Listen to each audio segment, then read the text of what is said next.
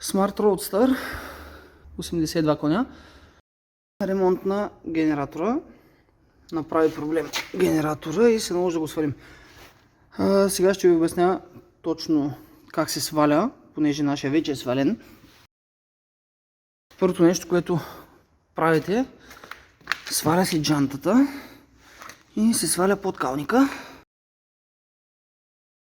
Джантата се знае 3 болта. Подкалника, ето го. Свалят се тези 3 гайки и има 3 щипки отпред и отзад. Така, като свалите подкалника и джанта е свалена, вече се вижда добре. Само секунда. Генератора седи ето там. Общо взето се пъха през този отвор тук. Когато го сваляме, хубаво да се отворите отгоре, за да може да имате малко повече светлина. Така, отдолу имаме 2 кори. Тази кора, едната, която седи около генератора. Когато се сваля, се натискат ето тези двете надолу и тя излиза назад. Другата кора е отстрани около ремъците. Значи, вадят се ето тези двете, те са набити. Вадят се навън и кората пада. И по този начин имаме добър достъп вече до генератора. Така, следващото нещо, което правиме, оглеждаме генератора, значи генератора седи ето по този начин, нагоре. Тук отгоре се хваща с ето този болт, с тази гайка. Така, и седи като люлка. Отдолу се хваща тази планка с тези 2 болта, по-големия е в средата, по-малкия е отгоре. И този болт е за обтягане. Когато развиваме първо този болт за обтягането, след това се качваме горе. Да, това се развива отдолу. Качваме се отгоре и през отвора от джантата се развива леко този болт, за да може генератора да почне да мърда. И се олабва ремъка. Ремъка се измъква и се оставя така леко настрани. Той е вътрешния. Те са 2. Вътрешния ремък не се вади, само се мръдва настрани. Тази планка задължително трябва да слезе, защото място е ограничено и трудно се... Няма възможност да се извади генератора без да се махне планката за обтягане. Следващото нещо, което правите е развивате горния болт до край, като с едната ръка бръквате навътре и хващате отзад гайката, да не я изгубите някъде. Е тази гайчица. Вади се болта и това нещо влиза доста плътно между 2 уши. Когато махнете болта, трябва да слезете отдолу под колата и да разклатите, да дръпнете надолу и излиза. Така, кабелите не се махат до този момент. Те са 2. Единият седи тук, по-малкия. Другия е тук. Този е направен така, че да не може да се обърка. Няма как да вкарате кабел. Кабелите се махат накрая, понеже лицето на кабелите седи към тампона на двигателя. Задния в средата, който е, и няма достъп да се махнат преди това. Когато свалите вече генератора да слезе леко надолу, генератора се завърта и се успява да се стигнат гайките на тези 2 кабела. Така натиска се, самата ролка влиза така леко нагоре, за да може да стане ъгъл. И с удължение, с камък, успяваме да развием двете гайки и да извадим кабелите.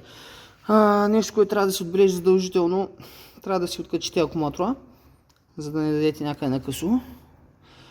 И така, сваля се, когато вече генератора е освободен, той слиза леко тук надолу и се вади насам от тази дупка. И така излиза. И по този път обратно се вкарва генератора и се монтира.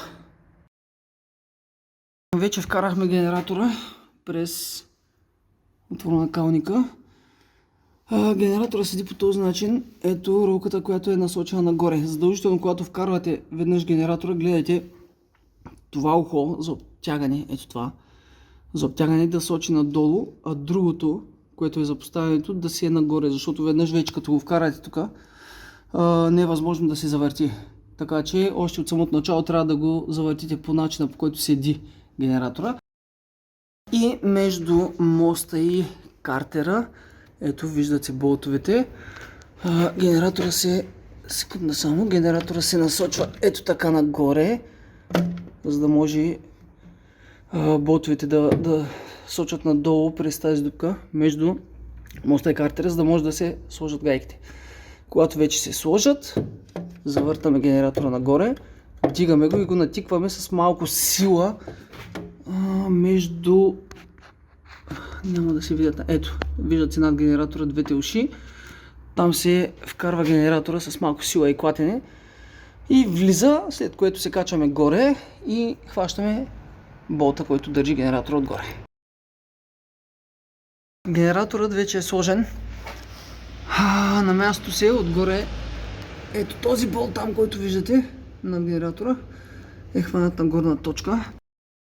Кабелите са хванати отзад. Ето тампона пречи, затова първо се слагат кабелите, след това се слага горния болт. Следващия момент трябва да монтираме ето тази планка, която е за обтягане на ремъка. Тя се мушка от ето тук. Така.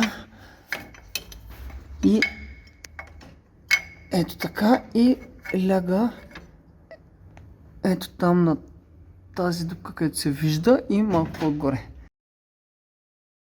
Планката за обтягане вече е монтирана. Ето я, тя се вижда.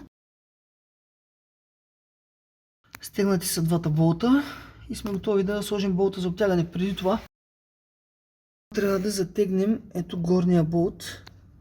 Само да фокусираме. Горния болт, който е. Той се затяга с 17 и удължение. Затягаме го преди да обтегнем генератора, защото при обтягането ремъка пада точно пред болта и няма откъде друга да се стигне, освен с камък и удължения. Затова първо притягаме този и след това с една щангичка хващаме отдолу генератора и го обтягаме. След като обтегнахме генератора, затегнахме гайката, която го държи обтегнат. Ремъка си е на мястото, всичко е претегнато. Първото нещо, което е хубаво да направите преди да продължите да сгубите, е да закачите акумулатора и да запалите колата. Така се вижда много добре, когато всичко е махнато, всичко дали е наред. И в случай, че сте ремонтирали генератора и нещо се е объркало, в случая имахме проблем с електрониката на генератора, направиха я, сложихме го и колата запалва и веднага след запалването изгасва.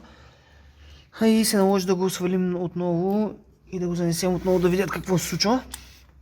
Затова задължително, след като сложите генератора, опънете ремъка, преди да продължите да слагате каквото и да било друго, запалете колата да видите всичко наред ли. Имахме проблеми с зареждането на генератора, свалихме го няколко пъти. Сменихме електрониката и релето на генератора и на стенд генератора започна да зарежда перфектно. Но като го сложим на колата, никакво зареждане, клати обороти, мигат светлини, трудно палене от време на време и от време на време светва лампата на генератора на таблото.